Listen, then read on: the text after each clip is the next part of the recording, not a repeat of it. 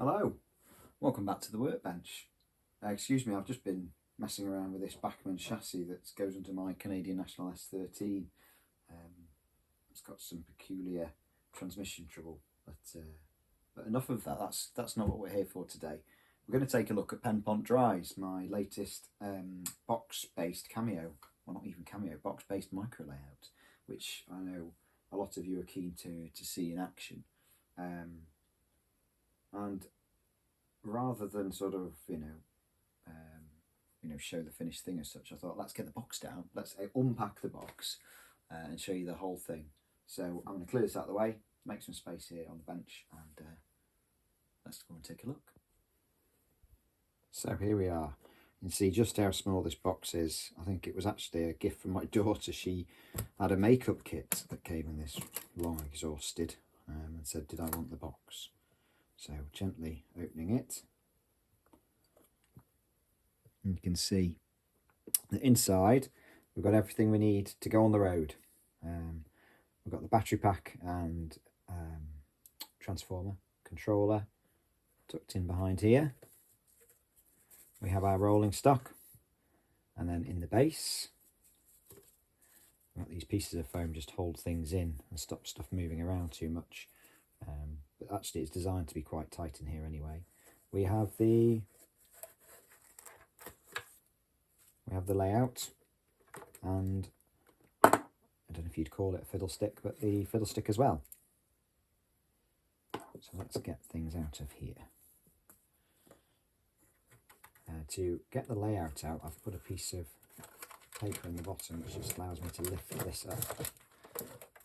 There we go. So you'll see on the back we've got a set of sockets here. This is our power in, controller and power out to the fiddle stick. And obviously the scenic section is literally just two parallel tracks. And we've got two little white, and you can see these little white knobs, sections of styrene. They just allow me to do the fiddle stick and get it in roughly the right place each time. But there's nothing more to it than that.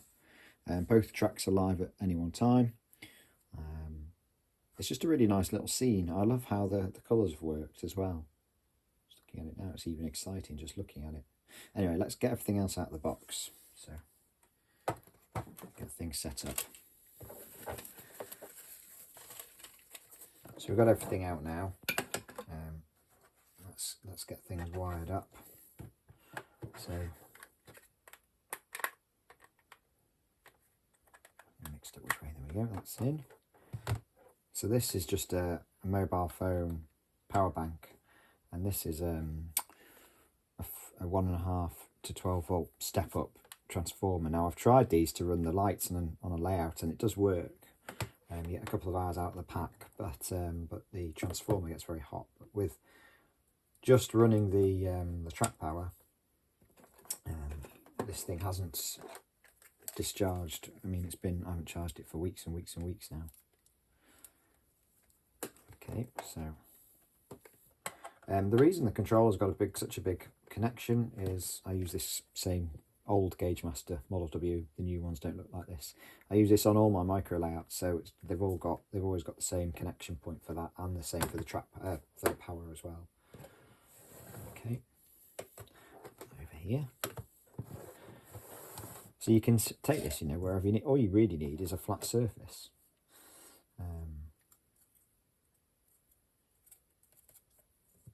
To set this up on. And there's just a little lip on the base there of the fiddle stick, and that just tucks under because the layout base and the fiddle stick have these little felt pads that hold them off the surface. Actually, I'll put that diagonally. In fact, I might need to take the mat out. Yeah, let me take the mat out and let's get the stock on the layout.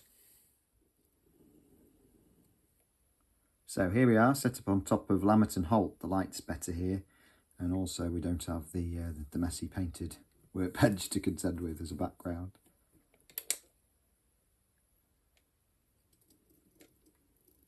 There's just two hidden magnets. There's one about here and one about here, just to operate the DG couplings.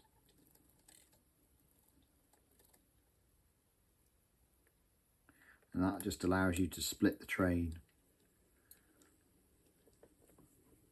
and do some mindful shunting. And already just seeing the train shuffle up and down, what, barely 50 centimetres a track. I feel my breath becoming more deliberate, slowing.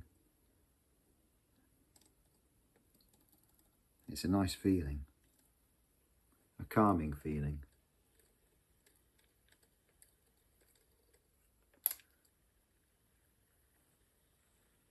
And there's no sort of deliberate way of operating this. The permanent magnets are perhaps slightly more temperamental than the sliding magnets I use on Paxton Road, but it's just a case of making and remaking and shuffling the train.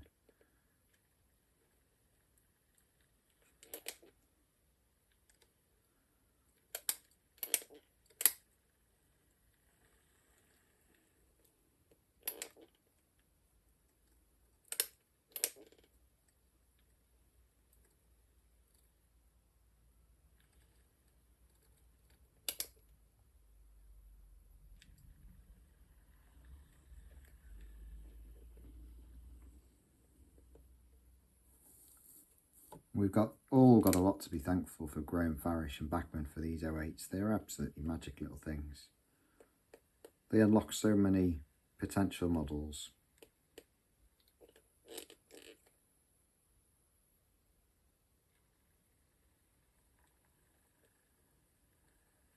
This example, who knows, I can't even remember what the body the chassis originally had, but it's actually from one of my 009 models I made sort of 10 years ago.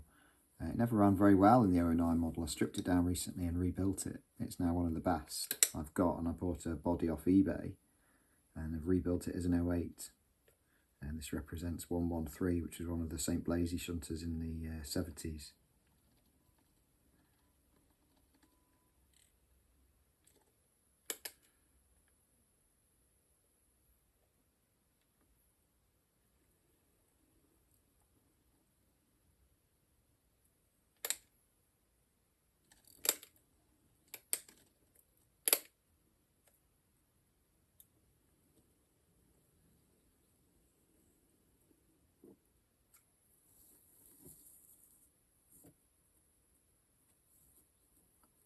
Tricky to operate this with the camera in front of me.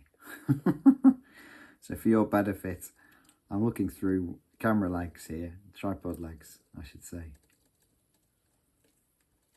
And of course, I'm slightly in shadow. I would normally operate this with better light for me as well, but this is mainly for your benefit. So I can't see when the DGs operate when they don't. So we get this leaving thing behind and in funny places.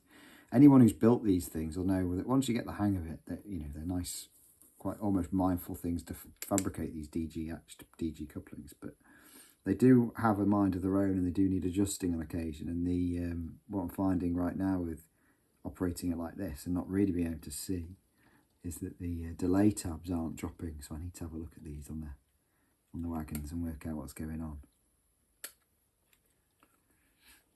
because it's frustrating. The loop should lift through the tab, the tongue if you like, and then as you drive off the magnet, drop down back onto the top of the tongue, so that you can then leave that wagon anywhere whilst it's being propelled. You can leave that wagon or coach anywhere on the layout and then back away and it stays where you leave it.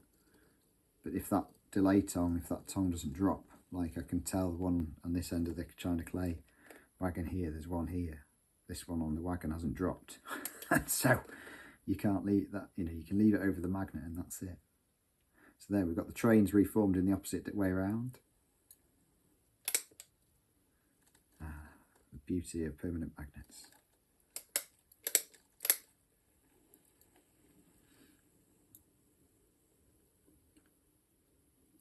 Uncoupling when you don't want. But it just becomes part of the game, and I'm sat here chatting to you. I'm feeling slightly anxious about the performance of this thing, if I'm honest. But it's not really about that, because when I operate it on my own, I don't even notice the little frustrations, where it doesn't quite uncouple properly. You're just lost in the motion, lost in the little shuffling of the game, perhaps lost in the conversation you're having with family. If I was outside the other evening, it was really hot. and it was nice just to be playing with this.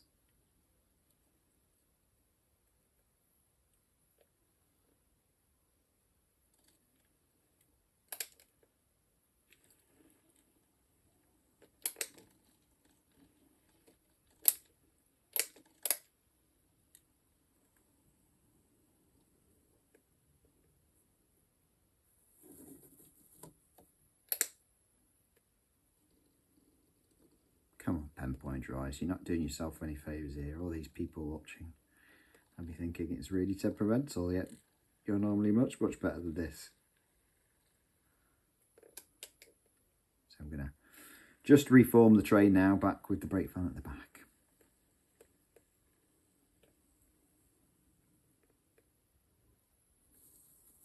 And there's lots of different ways that this sort of plays out. Quite often end up with the brake van in the middle of the tray, for example, and things, because of the way and the position of the coupling and the uncoupling, I should say, the uncoupling magnets, you know, leads you to doing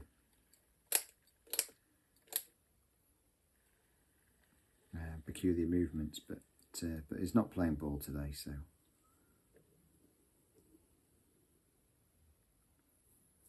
Doesn't really, I mean, I say I'm anxious because I'm on camera doing this, but in terms of the actual enjoyment and getting lost in it, it's still just as magic, really.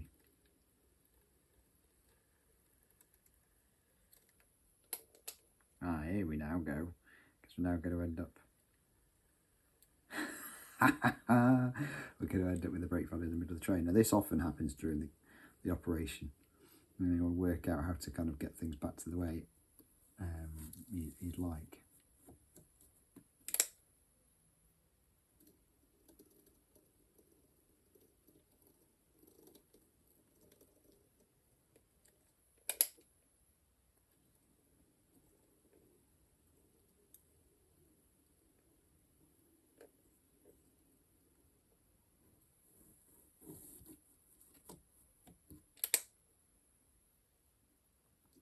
And I notice it's a bit like Paxton Road in that your brain's thinking perhaps a step ahead of where you are on the with the operation. You know, when something unexpected happens or things don't quite fit as you'd like, you know, it's quite easy to sort of work out what you need to do next. It's not complicated, and so the amount of power that's required from that from the grey matter, it's just enough to keep it occupied and stop it thinking about the other things that are perhaps going on in your life that you perhaps might be worried about. So it's a really wonderful place to come and play and get lost in the moment. So hopefully that brake van will stay there. Yep, perfect. Ah, this is more like it, isn't it? Coupling's doing what you want them to do, when you want them to do it. So we'll end on a high, eh?